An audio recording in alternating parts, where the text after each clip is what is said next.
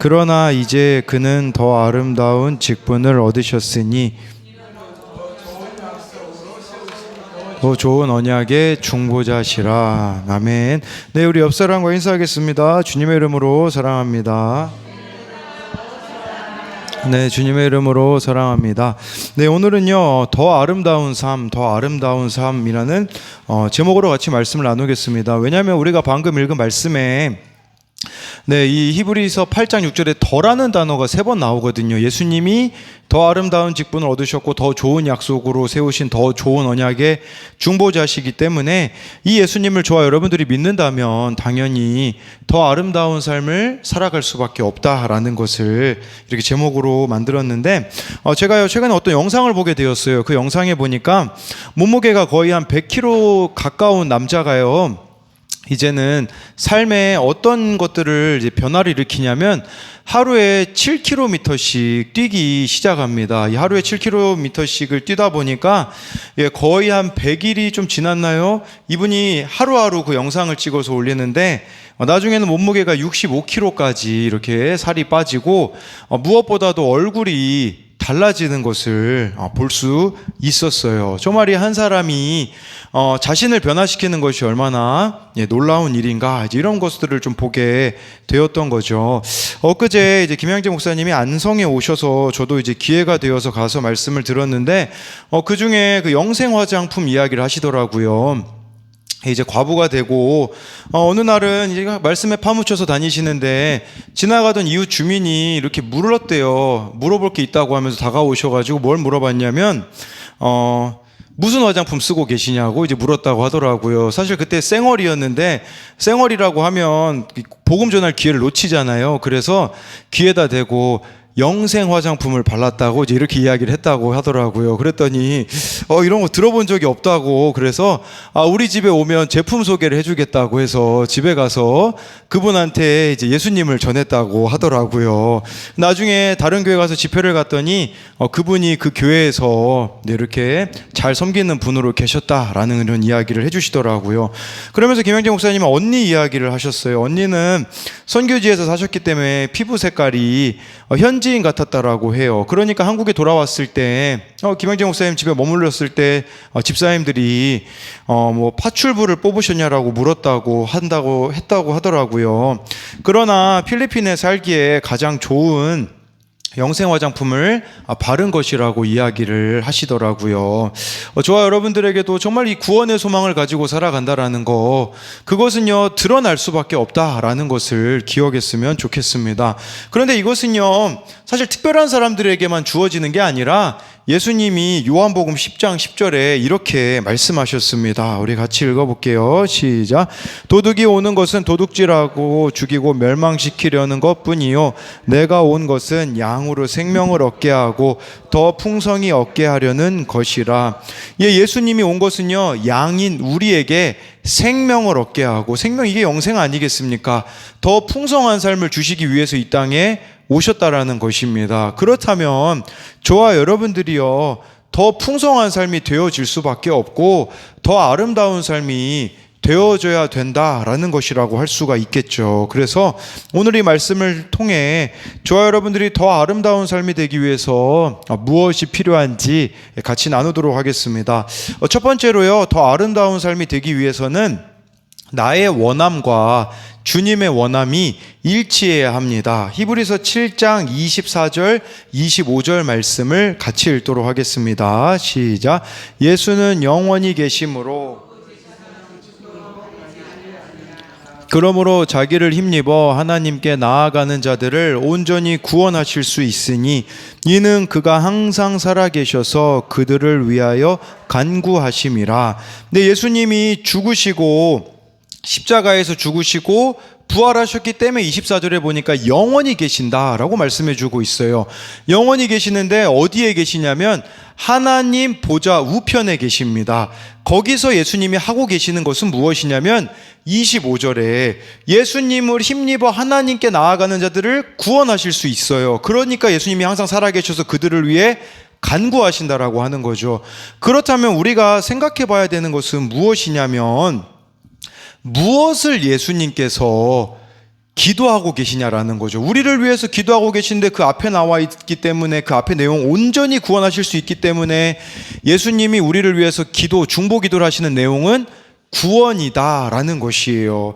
그런데 여러분, 우리의 원함이 구원입니까? 우리는 다른 것을 구하기 때문에 하나님을 대하여서, 예수님을 대하여서 얼마나 잘못 생각할 때가 많은지 몰라요. 예를 들면 제가 얼핏 들었거든요. 자세한 스토리는 몰라요. 그런데 제가 들은 바로는 우리 은솔이가요, 네, 엄마가 교회 와서 이제 청소를 하니까 이제 얘가 아무래도 우리 엄마의 엄마는, 그러니까 사모님이겠죠, 계모라고 생각을 했나 봐요. 어떻게 딸을 청소를 시킬 수 있나. 그래가지고 자기 엄마를 은솔이가 신데렐라라고 이제 그렇게 생각을 했다라는 이야기를 들은 거예요. 그러니까 아이와 같은 신앙을 가지면요, 그냥 자기가 보는 대로 생각을 하는 거예요. 보이는 대로만 판단을 내리는 것이죠. 이것은, 그러면서 나의 원함만을 계속 구하고 있다면 그것은 우리의 신앙이 어리다라고 볼 수가 있는 것이에요. 오늘 어느 청소년 아이에게 아침에 전화가 왔어요. 큰일 났다고 하더라고요. 왜냐면 자기가 이 어른 3명하고 싸웠대요. 그런데 문제는 뭐냐면 술 먹고 싸워가지고 기억이 안 난다고, 그래가지고 참 힘들다고, 이제 큰일 났다고 하더라고요. 그러면서 또 다른 아이 이야기를 했는데 그 애도 동일하게 좀 어려운 일이 있더라고요. 그랬을 때 제가 이렇게 얘기했거든요. 대수롭지 않게, 하나님께 돌아오라는 사인이구만, 이제 그렇게 얘기를 하니까 얘가 깜짝 놀라가지고, 아니 어떻게 그게 하나님이 돌아오라고 하는 사인이냐고 이야기를 하더라고요. 그래서 제가 이렇게 얘기했거든요. 네가 원하는 대로만 되면 하나님 찾겠니? 라고 말하자 이해를 하더라고요. 우리 인생에 큰일과 같은 브레이크가 걸려야 우리는 하나님께 돌아오는 자들이 아니겠습니까? 여러분, 우리가 알아야 되는 것은 뭐냐면요, 우리 각자가 다 원하는 게 있어요. 그런데 여러분들이 원하는 일들이 다 이루어지면 어떻게 될까요? 여러분들이 하나님을 떠날 가능성이 너무 높아요. 그렇기 때문에 나의 원함이 이루어지지가 않는 거라는 것이에요. 그렇다면 우리에게 필요한 것은 무엇이냐면, 하나님이 나에게 원하시는 것은 무엇일까? 예수님이 나에게 원하시는 것은 무엇일까를 고민하며 그걸 붙잡을 때에 하나님의 원함과 나의 원함이 일치할 수 있다라는 거죠. 저희 교회 청소년부 예배 때 이제 그날 이제 적용 질문들을 이제 말씀 나누고 한 10분, 15분 정도 아이들하고 선생님들하고 소그룹으로 나누거든요. 저희는 열왕기상을 같이 보고 있는데, 그 솔로몬이 1,000번제를 드렸을 때 하나님께서 솔로몬의 꿈에 나타나셔서 내게 무엇을 줄꼬라고 이렇게 물으시거든요. 우리 청소년 아이들에게도 하나님이 만약에 나에게 나타나셔서 무엇을 줄꼬라고 한다면 무엇을 구하겠습니까? 라는 이 적용 질문을 던졌는데 두 아이의 대답이 기억에 남더라고요. 한 아이는요, 우리 주은이는 자신이 원하는 일이 이루어지는 것보다, 외부적으로 성공하는 것보다 내면이 평안했으면 좋겠다고, 그것을 구하겠다고 이야기를 하더라고요. 그리고 우리 교회 그 중1 최종호라는 학생이 70살에 목사님 되고 싶다고 했거든요. 왜 70살이냐? 엄마 아빠가 반대할 것 같아서 엄마 아빠가 세상에 안 계셔야 목사님이 될 수 있을 거라고 생각을 해서, 그래서 너 지금은 꿈이 뭐냐? 그랬더니 그냥 사서가 되겠다고, 아무래도 엄마 아빠가 허락을 안 해줄 것 같아서 이제 목사가 되는 걸 포기했다고 하는데, 근데 이 아이에게 물었거든요. 너는 하나님이 너에게 한 가지 소원 들어주신다면 뭘 구하겠니? 라고 했을 때요, 두 가지라고 하더라고요. 하나는 가족의 구원이고, 하나는 자기가 죄를 짓지 않게 해달라고 구하겠다고 이야기를 하더라고요. 여러분, 한 가지이기 때문에 사실 우리가 원하는 거 바로 이야기할 수 있지 않겠습니까? 그런데 한번 생각해 보세요. 솔로몬에게 하나님이 물으셨거든요. 근데 솔로몬이 뭐라고 대답을 하냐면요, 듣는 마음이라고 대답을 해요. 우리는 지혜라고 생각하는데 지혜가 아니에요. 솔로몬이 하나님께 구한 거는요, 듣는 마음이에요. 이 듣는 마음이 무슨 말이겠습니까? 하나님의 마음을 듣는 자가 되는 것이고, 더 나아가 다른 사람의 마음을 헤아릴 줄 아는 사람이 되는 걸 구하니 어떻게 됩니까? 부귀영화까지도 주시잖아요. 근데 우리의 문제는 뭐냐면, 부귀영화만 구하기 때문에 우리가 원하는 것들이 이루어지지 않는다라고 생각해 볼 수가 있는 것이에요. 네, 그래서 예수님께서는요, 우리에게 원하시는 것이 구원이에요. 그걸 가지고 25절에 보면 늘 간구하고 계시다라는 것이겠죠. 예, 저와 여러분들이 그럼 마땅히 해야 되는 일이 무엇이냐면 나의 구원에 집중하셔야 되고요. 다른 이의 구원을 위해서 우리도 중보하는 자들이 되어야 한다라는 것이에요. 그렇게 살아가는 자들의 삶을 우리 주님께서 더 풍성함으로 채워주시지 않겠습니까? 히브리서 8장 3절 말씀을 우리 계속해서 읽어보도록 하겠습니다. 시작. 그러므로 그도 무엇인가 드릴 것이 있어야 할지니라. 구약에 나오는 대제사장이요, 하나님 앞에 나아가려면 예물과 제사 드림을 위하여서 드린 게 있었죠. 뭐 예물도 드렸고 그랬잖아요. 그런데 여기서 히브리서에서는 대제사장이 누구냐? 예수님이거든요. 예수님은 그럼 하나님께 나아가는 데 있어서 뭘 드렸냐라는 거죠. 바로 예수님은 생명을 드렸다라는 것입니다. 십자가 지는 삶을 드렸다라는 것이에요.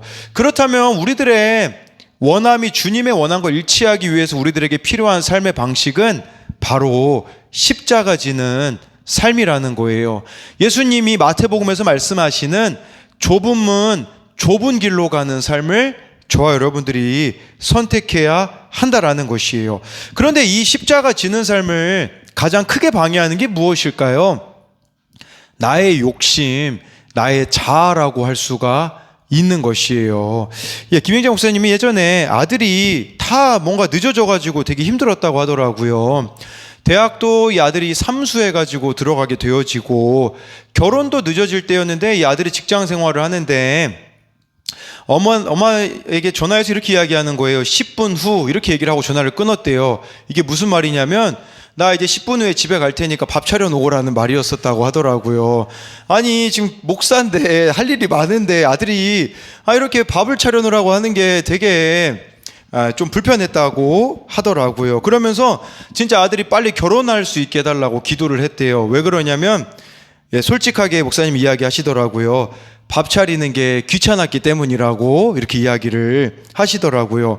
그런데 어느 날 문득 고민을 해봤대요. 예수님이라면 어떻게 하셨을까? 곰곰이 보니까요, 예수님은 심지어 미혼이셨잖아요. 그러니까 이런 마음으로 바뀌었대요. 내 아들이 결혼을 못해도 평생 내가 밥을 잘 차려줘야겠다 라고 생각을 하자 아들이 결혼이 이루어졌다고 하더라고요. 이게 무슨 말이냐면 나의 욕심이 없어야 주님의 뜻이 이루어지는 거예요. 어느 청소년 아이가요, 저보고 여자친구가 사귀고 싶대요. 그래서 제가 뭐라고 얘기해 줬는 줄 알아요? 네가 여자친구가 생기고 싶은 마음이 없어질 때 생길 거다라고 이야기하니까 절망하더라고요. 네가 그 여자친구가 생길 마음이 없어질 그때가 응답이 되어질 때다라는 이야기를 하게 되었어요. 우리 교회가 언제 부흥하게 될까요? 제가 부흥에 대해 관심이 없어질 때에 부흥하게 될 거예요. 이 생각이 되어지더라고요. 내가 너무 많이 지금 욕심을 부리고 있기 때문에 어찌 보면은 이게 되어지고 있지 않구나라는 생각을 하게 되어지더라고요. 여러분, 이처럼 십자가를 지는 자들, 바로 내 자아를 십자가에 못 박고 내 안에 있는 욕심들을 하나하나 가지치기 할 때에 그때 하나님의 일들이 이루어진다라는 것이에요. 저와 여러분들이 이렇게 십자가 지는 삶을 살아가면요, 그게 손해일까요? 손해가 아니라고 히브리서 8장 6절에 나와 있습니다. 우리 같이 읽어보도록 하겠습니다. 시작.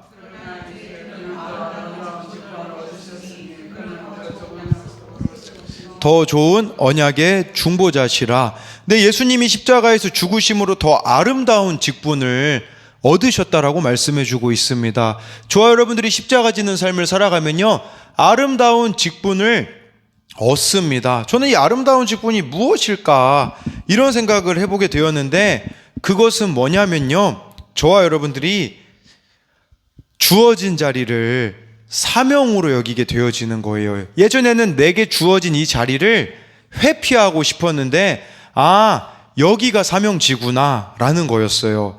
어느 청소년 아이가 가정 환경이 되게 힘들거든요. 제가 그 아이에게 물었어요. 넌 뭘 원하니? 그랬더니 저희 가정 형편이 좀 나아졌으면 좋겠어요. 엄마 아빠의 문제가 해결되었으면 좋겠어요. 형이 바뀌었으면 좋겠어요. 라고 이야기를 하더라고요. 제가 그 친구에게 이야기해 줬어요. 너 더 아름다운 직분을 받았다 라고 이야기를 했거든요. 더 아름다운 직분은 뭐냐면 네가 그 자리에서 중보자가 되어준다라고 이야기를 했어요. 무슨 말이냐면 다 하나님을 모르기 때문에 네가 거기서 잘 십자가를 짐으로써 하나님과 가정의 연결고리가 되어지는 그 사명을 감당해야 된다라고 이야기를 해줬어요. 이 친구에게는 가정이 회피하고 싶은 곳이에요. 도망하고 싶은 곳이에요. 그런데 그게 아니라 너를 그곳으로 하나님이 보내셨다라고 이야기를 해줄 수 있었던 거거든요. 이겁니다. 뭐 배우자도 그렇고 자녀도 그렇고 가정도 그렇고 여러분들이 원하는 모습이 아니지 않습니까? 그곳이 바로 사명지라는 거예요. 그곳에서 내가 잘 죽어질 때에 하나님은 더 아름다운 직분으로 우리를, 여기 나와 있잖아요. 더 좋은 언약의 중보자로, 우리를 중보자로 가정에 보내셨다라는 것을 알아야 한다라는 것이겠죠. 어느 청년의 큐티 나눔입니다. 저희 교회 청년인데, 예수 믿고 남을 위해 기도해 줄 수 있는 내가 가장 아름다운 직분을 얻었다는 사실을 믿습니까? 이게 적용 질문이고요. 묵상하기입니다. 엄마는 나를 가졌을 때 니들 포인트라는 것으로 기도하는 어린 사무엘을 만들었다. 그러면서 40일을 작정 기도를 하기를 내가 기도의 사람이 되게 해달라고 했단다. 엄마는 지금 하나님께서 엄마의 그때 그 기도를 들어주셨다고 이야기를 하곤 한다. 더불어 내가 찬양 반주를 하면 좋겠다고 생각도 하셨는데 그 꿈은 예비 사이가 이루어진 셈이다. 어제는 새벽 기도에 나와서 바로 진규에게, 김진규를 말하는데요, 기프트콘을 보내주고 시험 보기 전에 잠깐이라도 기도했으면 좋겠다는 이야기를 보냈다. 양장사 자격시험이 있는 날이었기 때문이다. 진규를 위해 새벽에 기도하며 엄청 어려운 시험이라고 하는데 진규가 기복적으로 하나님께 구하는 것이 아니라 자신의 연약함을 인정하고 주님을 의지하게 해달라고 했다. 오후에는 민이라는 학생의 시험 결과를 알려주었는데 실기시험을 합격해 나에게 보내면서 기도해 준 덕분에 그날 아침에 전해준 말씀이 있었기 때문에 가능하다며 이야기를 했다라고 이렇게 이야기를 하더라고요. 저와 여러분들이요, 구원에 관심을 가지면 어떻게 되는 줄 아십니까? 매력적인 사람이 됩니다. 그 누구라도요, 정말 죽고 싶을 때, 힘들 때 생각나는 사람이 될 거예요. 여러분, 이게 성공 아닐까요? 인생의 성공은요, 한번 여러분 잘 먹고 잘 살아 보십시오. 그러면요, 주변에 사람들이요, 물론 있긴 하겠죠. 근데 그 사람들이 여러분들에게 접근하는 목적이 다 있거든요.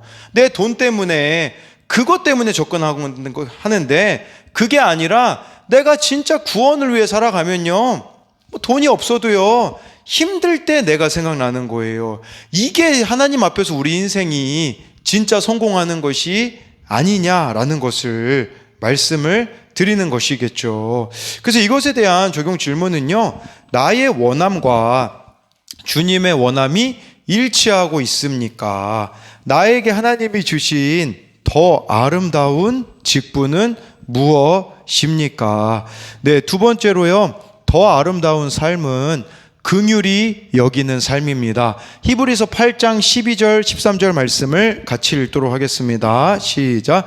내가 그들의 불의를 긍휼히 여기고 새 언약이라 말씀하셨음에 첫 것은 낡아지게 하신 것이니 낡아지고 쇠하는 것은 없어져 가는 것이니라. 저와 여러분들이요, 새 언약을 받았는데 새 언약을 어떻게 받았느냐 하면 12절에 나와 있어요. 예수님이 우리를 긍휼히 여기셨고 그들의 죄를 기억하지 않으셨대요. 사죄하셨다라는 것이거든요. 우리가 이 은혜를 입었으면 어떻게 해야 될까요?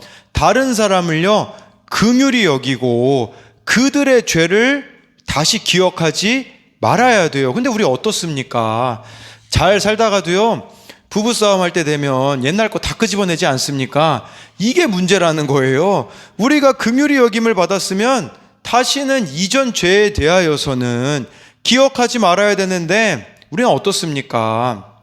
이런 게 엄청 기억이 잘 나죠. 그래서 나를 서운하게 했던 것들이 다 기억이 되어져서 지워지지가 않는 채로 살아가는 것이겠죠. 그렇다면 저와 여러분들이 이 말씀의 의미가 우리가 하나님의 긍휼하심을 받았다면 뒤끝이 없어야 되거든요. 근데 이 뒤끝이 없어지는 방법이 어디에 있을까요? 그게 바로 이 말씀이 지금 히브리서 8장 12절인데 그 위에 구절인 10절에 보면 나와 있어요. 우리 히브리서 8장 10절을 같이 읽어보겠습니다. 시작. 또 주께서 이르시되 언약은 이것이니 내 법을 그들의 생각에 두고 그들의 마음에 이것을 기록하리라. 나는 그들에게 하나님이 되고 그들은 내게 백성이 되리라. 네, 이 새 언약은요, 여러분 이 말씀을 있잖아요. 내 법이라는 건 하나님의 말씀이잖아요. 이걸 어디에다가 새기냐?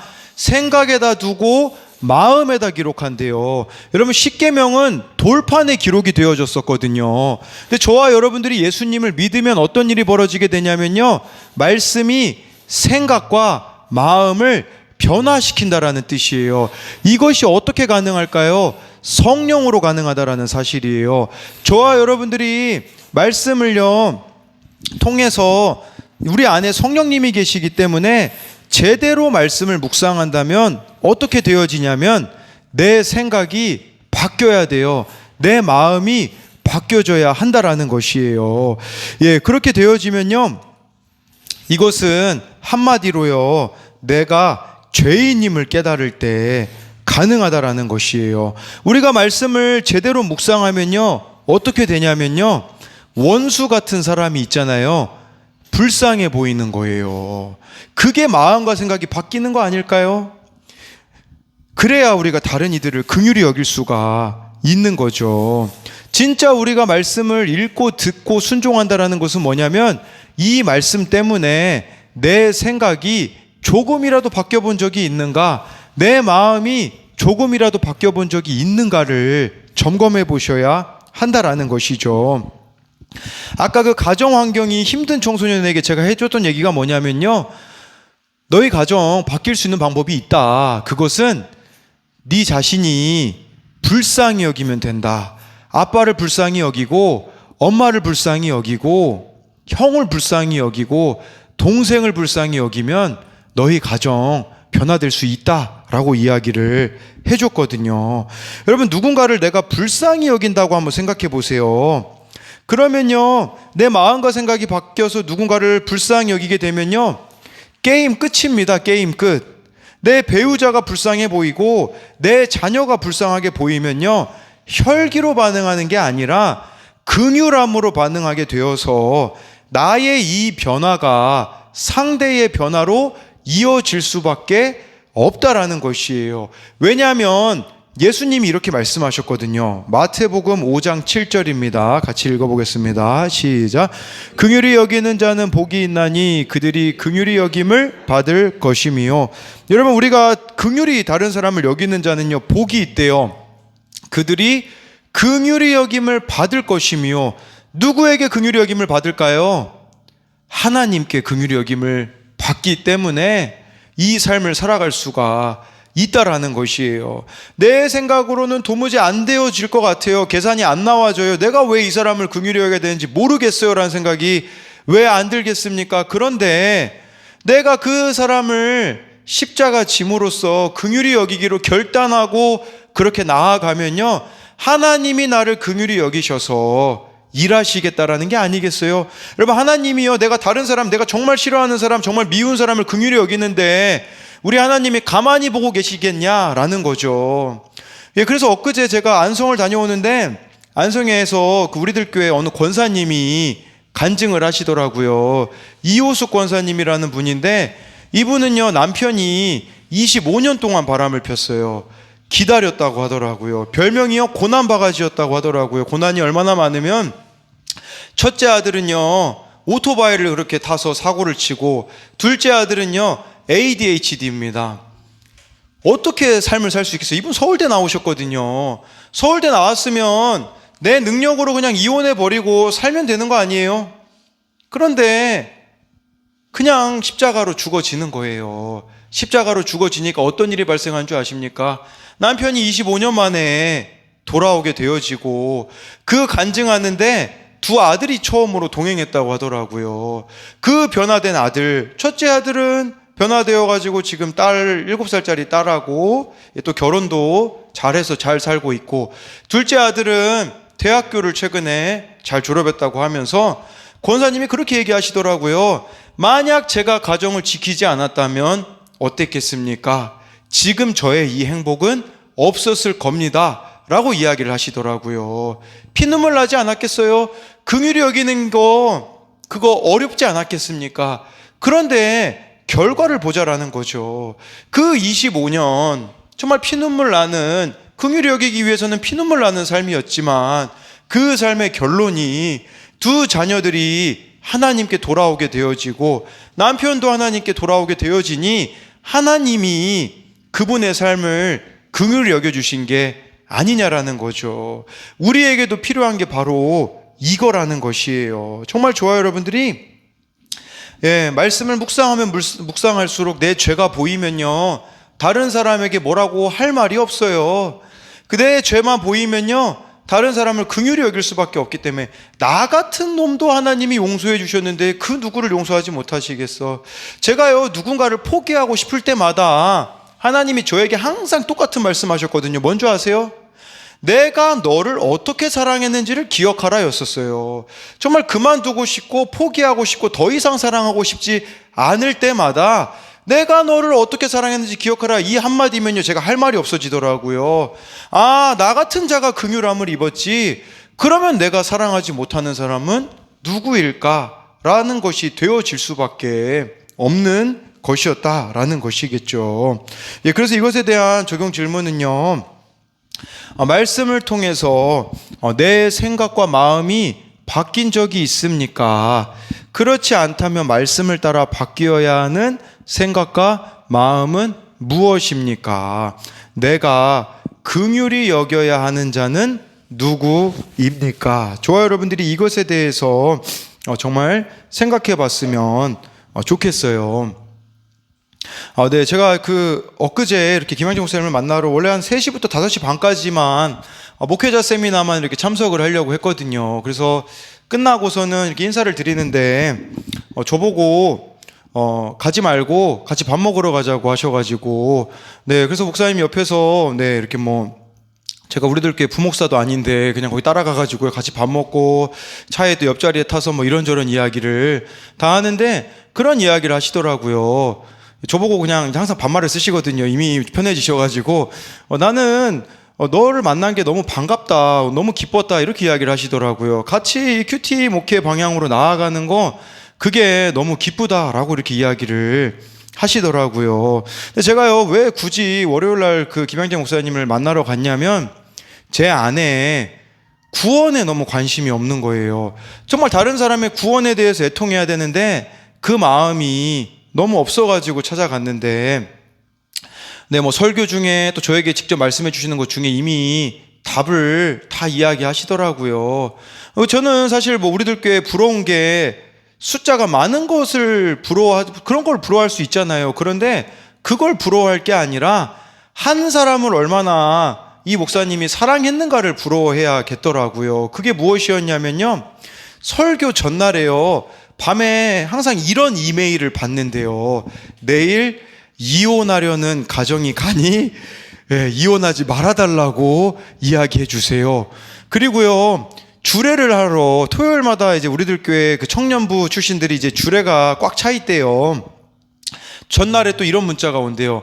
내일 결혼식 자리에 이혼하려고 하는 가정이 가니 목사님 이혼하지 말아달라고. 아니, 주례하는 날 이혼하지 말라는 설교를 하실 수밖에 없다고 하더라고요. 그래서 결혼하는 커플들 앞에서 이혼 이야기를 하는데 그 다음날 이런 연락을 받았다고 하더라고요. 목사님, 그분들이 그 다음날 교회 와가지고 이혼하지 않기로 했다고 합니다 라고 이야기를 하시더라고요. 한 사람을 위하여서 정말 그렇게 하려고 하는 이 모습은 솔직히 저에게 없더라고요. 저는요, 여전히 그냥 목회 성공만을 하고 싶은 사람이에요. 그냥 우리 교회에 많은 사람들이 모였으면 좋겠고, 그냥 제가 많은 사람들에게 인정받기만을 원하는 사람이라는 것이 하나님 앞에서 깨달아지자 너무 부끄럽더라고요. 정말 구원에 관심이 없는 목사라는 것이 너무 부끄럽게 여겨져서 그냥 하나님의 은혜를 구할 수밖에 없더라고요. 그랬을 때 마침 지난 주일에 또 어느 분에게 연락이 와서, 우리들 교회 다니시는 집사님인데 아산 지역에 자기 가족이 있대요. 가서 목사님이 좀 예수님을 전해줬으면 좋겠다라고 이렇게 이야기를 하시는데, 그 이야기를 듣자 그냥 하나님 앞에 다시 엎드릴 수밖에 없더라고요. 그러면서 하나님 앞에, 하나님, 제가요 진짜 목회 성공이 아니라 한 사람을 소중히 여기는 사람 되게 해주세요 라는 기도가 나오더라고요. 여러분, 우리도요 다른 거 구하지 마시고요, 정말 우리의 인생의 목적을 구원에 두고 살아갈 때에 하나님이 우리들의 인생을 책임져 주시지 않겠습니까? 하나님이요 속지 않으세요. 이걸 아셔야 돼요. 우리가 이 원하는 일들이 우리는 이루어지기만 하면 하나님 떠날 사람들이거든요. 그렇기 때문에 이 과정들 속에서 나의 욕심을 버리고 나의 자아를 내려놓고 하나님의 마음과 내 마음이 일치하는 자가 되기를 원하시는 거죠. 솔로몬이요 첫 단추 얼마나 잘, 그래도 하나님 앞에 듣는 마음 구한 거 얼마나 잘한 일이에요. 이 듣는 마음 구하자마자 솔로몬에게 누가 찾아온 줄 아세요? 창녀 2명이 찾아왔어요. 누구 아들인지 분별해달라고 하거든요. 솔로몬이 듣는 마음 구하니까, 하나님의 마음을 들으니까 창녀도 찾아왔거든요. 그런데 나중에 솔로몬이 어떻게 되어집니까? 변질되어서 1000명의 여자와 결혼을 하여서 우상 숭배하는 자들이 되지 않습니까?